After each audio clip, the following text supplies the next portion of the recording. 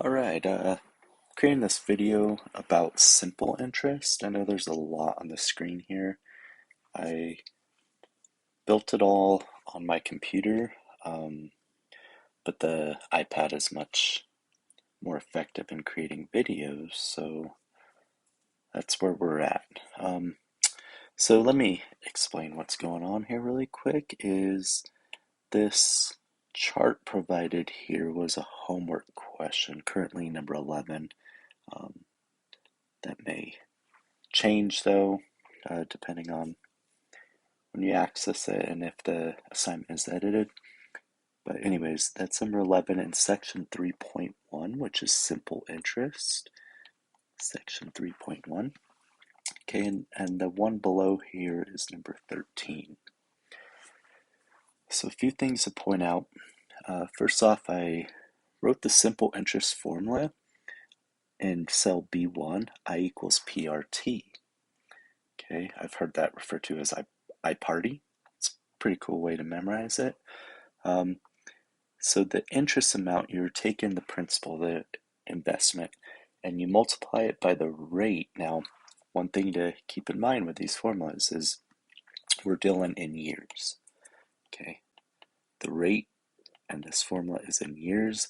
There are other variations to write this. Different textbooks use slightly different um, variables, or they might just write it out like interest equals so forth. So if we're asked for a rate, an annual rate, know that it's in years. A question could ask monthly rate or whatever, and time. So in both of these examples, we're not dealing with years, we're dealing with months. So that has to be accounted for. So each month, right? Each month, we just divide it by 12. Like 1 month is 1/12 of a year, right? And then 2 months here would be 2/12 of a year. All right. So in both of these, I think it's pretty straightforward when you're trying to find the interest, or even the second formula A, which the A typically we're talking about the accumulation. It's the ending amount. So if you invest your P, your principal, how much are you going to end with? Okay. The R and T are the same, the annual interest rate and T in years. I did want to point out the next thing is solving for R in the first formula, pretty straightforward, right? Divide it by PT. Type in Excel, like you can't really use like math editor, so that's just R equals I, and then divided by PT. This is common notation where the divisor is all in parentheses. Okay, that lets us know we need to divide by both P and T. All right, same thing here. The numerator has two variables though, and so I enclose that in parentheses, and then the denominator as well. I did want to point out a couple things with this though.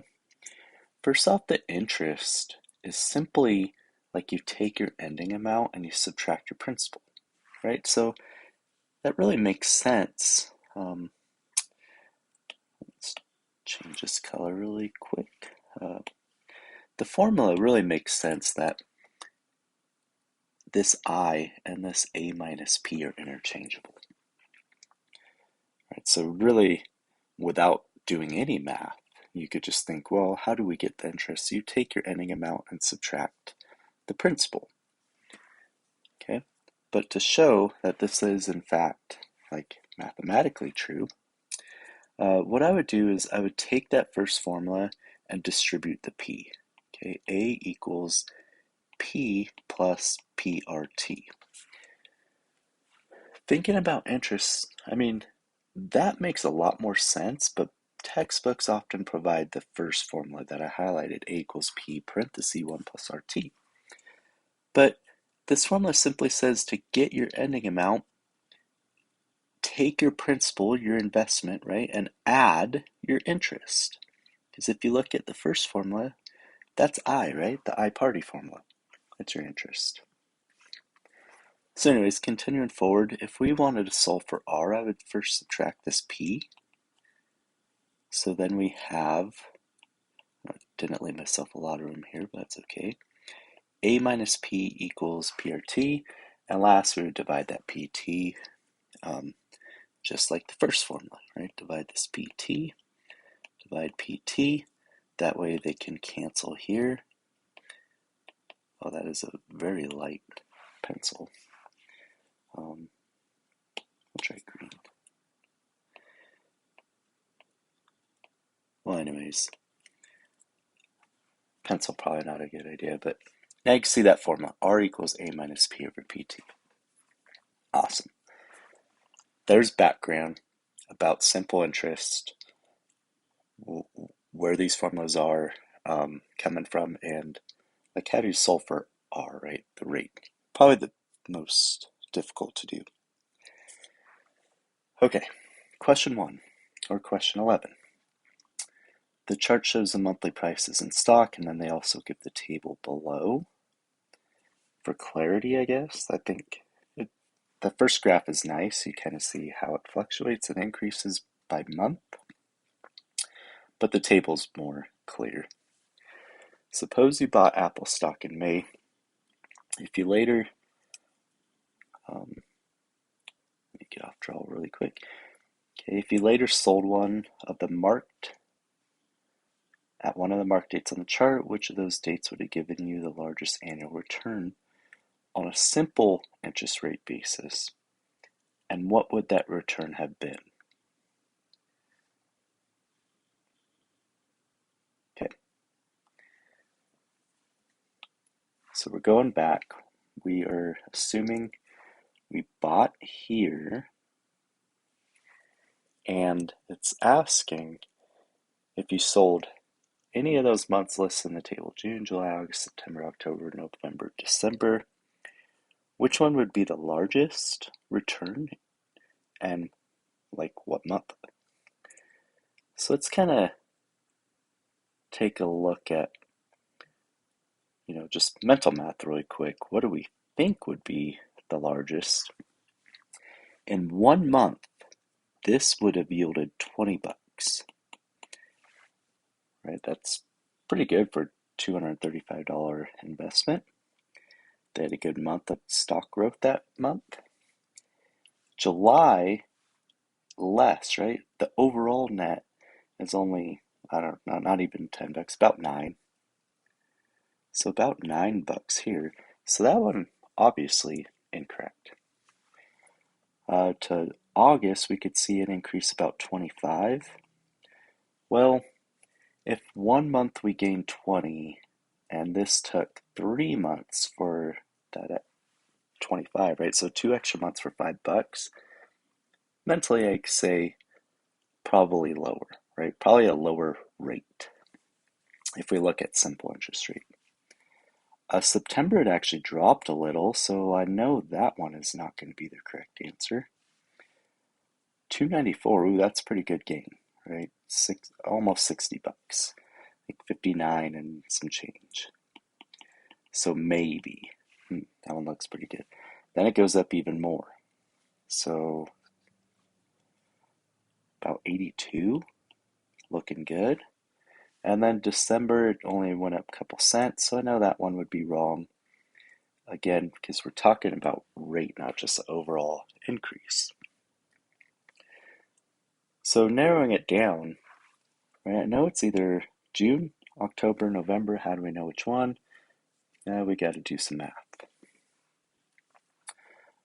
All right, I pre-built all of this in Excel on my computer. Again, much easier to work with than the iPad, but creating a video is much better on my iPad, I think. So let's break this down. For convenience, I put the month and, well, how many months had passed, right? So bought it in May, 1 month passes, so this number here was June. 2 months passed, whoops, there's July, August, September, and so forth, right? So over here, if you, oh man, now it's trying to, let me go ahead and erase this really quick. I apologize. There we go. It's trying to just select my drawing rather than the box.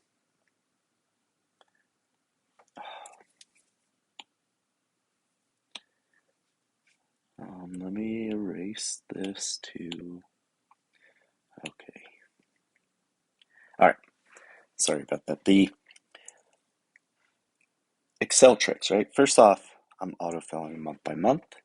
If you click on the cell and drag that lower right, it should autofill, but sometimes it will just copy the contents and you select, like, do you want it to count? I forget exactly the verbiage, but you select what you want it to do. On the iPad, I hit fill, and Excel is really smart about knowing, do you want that to count or do you just want it to copy the contents? All right, so that's convenient because what if you had, 100? If I need to go down 100 months, I don't really want to type 100 times on autofill. Okay, so the next cell, the buy, right? No matter what, I wanted the P, the investment, to be the same number. I really didn't need an autofill. I could have just tweaked the formula, but for convenience, I think it was easier to just put this in an autofill. So again, drag that lower right corner and fill, and notice it kept the same amount.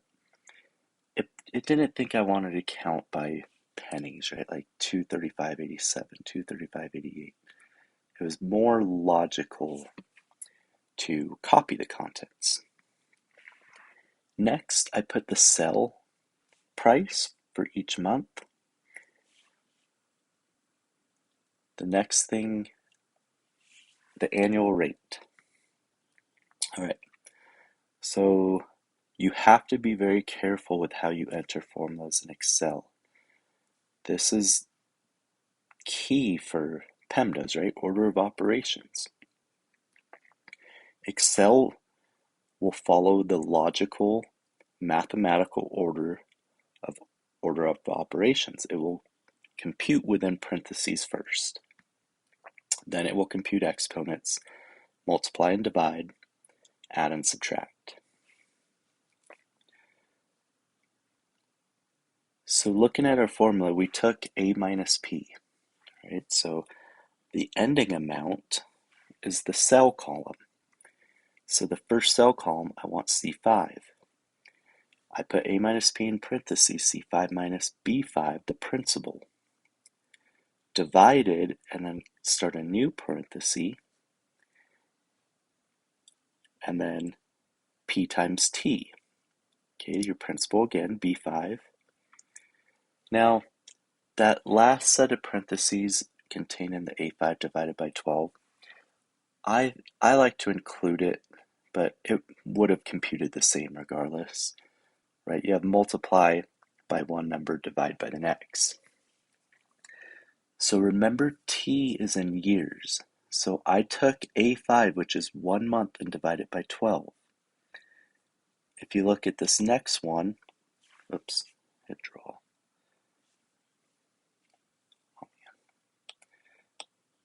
Sorry, I was holding my pencil. There we go. If you look at this next one, same thing, right? But the A6 is 2/12. I don't need to worry about reducing. Excel will do all that for me. All right. Now, once you put these formulas in, again, Excel is usually pretty smart about knowing what you want to autofill, but you can use dollar signs where appropriate to keep it within a column. So for instance, since I wanted this to go from C5 down to C6 here, if I put a dollar sign in front of the C, it will generate all the next values going down the column. It will change the number, but not the column. Most formulas we use, we autofill down, and again, Excel is pretty smart about knowing that. But if it does try to change too much, you put the dollar sign where you want, we call that absolute, where we want it to stay, in the column. If you wanted it to generate the numbers and stay in the row, we would put the dollar sign in front of the number, and then it autofill, and it will stay in row 5, but it will change column. All right, anyways, click on that lower right, drag it down. Once you have that formula built, it will do it all for you. I know mine was pre-built here, but notice if I hit fill, there it is. All right, now automatically, it typically will not give you percent, right? It will be in a decimal. So I just used it. I don't see it on the iPad, how to change that. There we go. So the number format on your computer, you'll see this in the home screen. Okay, notice I click percentage. Typically it defaults to general. You could change it to currency, right? All of these over here, I could have made currencies because they are dollars, number format, currency. Okay, if you prefer that, I usually don't mess with that. The next thing is when you do hit percent, it typically will not show you any decimals. So, same thing, gotta find it here.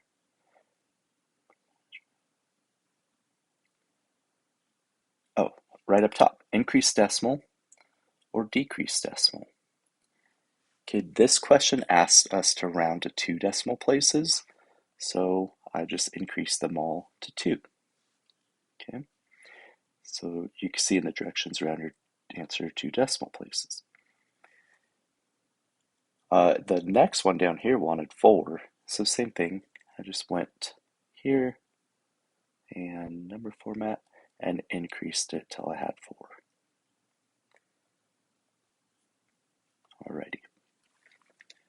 Oh, sorry for the length. There's just a lot of little particulars in here I want to make sure I touch on. That way, if you decided to work in Excel and save time and effort, it's a little bit more preloading all these formulas, but man, such a time saver. It's a great tool to have. All right, so let's finish answering this question. The largest annual return would have been 102%. Rate is amazing, right? I mean, unless you invest at perfect time, you're not going to hit that. But if for those day traders out there, right, that's what they're trying to do. They're trying to buy the dips and sell the peaks. They only, if you only bought one at 235 and made $20, like cool, good investment. But imagine, you invested $1 million, right? That $20 per share is huge. If you're seeing 100% increase and then you flip it that next month, okay, that's where them day traders make their money. But, it could go the other way. Look at the valleys, right? In February, $195. So, anyways. So the largest annual return would have been 102.26%. And that would have happened if you sold it in June. So just 1 month later. It's not netting you the most money, but the highest return on your investment. All right, one more question here.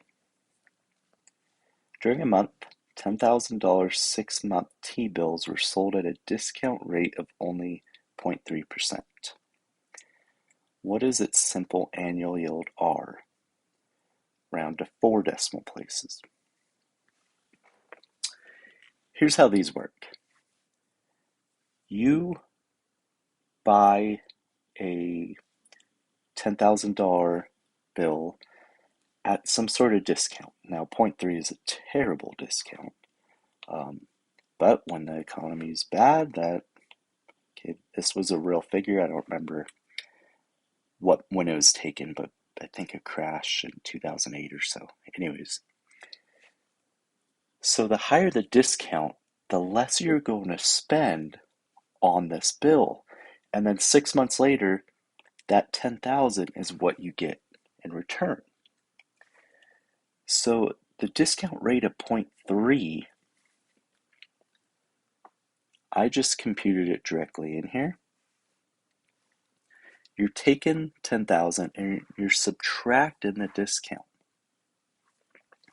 So 0.3 as a percent is 0.003. Why did I divide by 2? Because it's a 6 month, right? 6 month.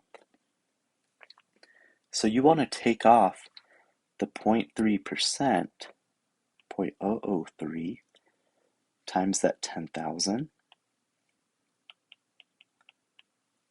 And then we're dividing that by 2, again, because it's 6 month, right? This is a rate, an annual rate.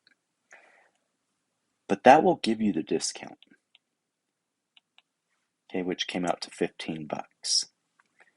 So you subtract that off of the price, the 10,000 price, minus a discount to see what you're going to buy this T-bill for. So you're buying it for $9,985, and then you wait 6 months, and then you go cash it in for the 10 grand.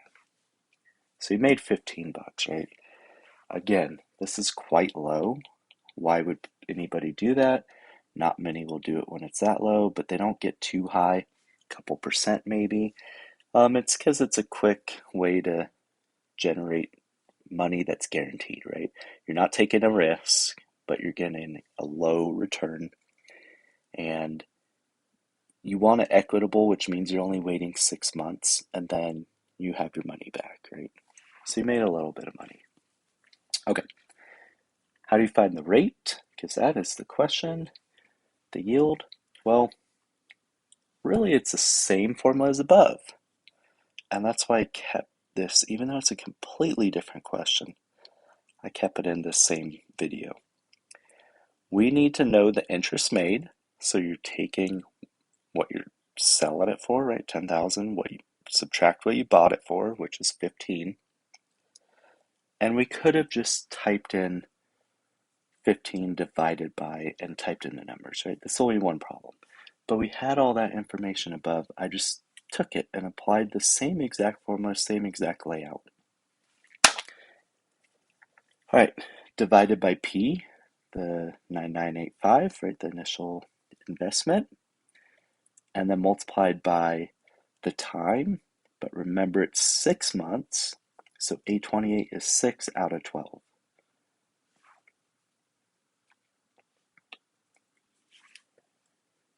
Okay, hope this helps. Simple interest again, it doesn't have any built-in formulas, but pretty easy to just type the formulas directly into Excel.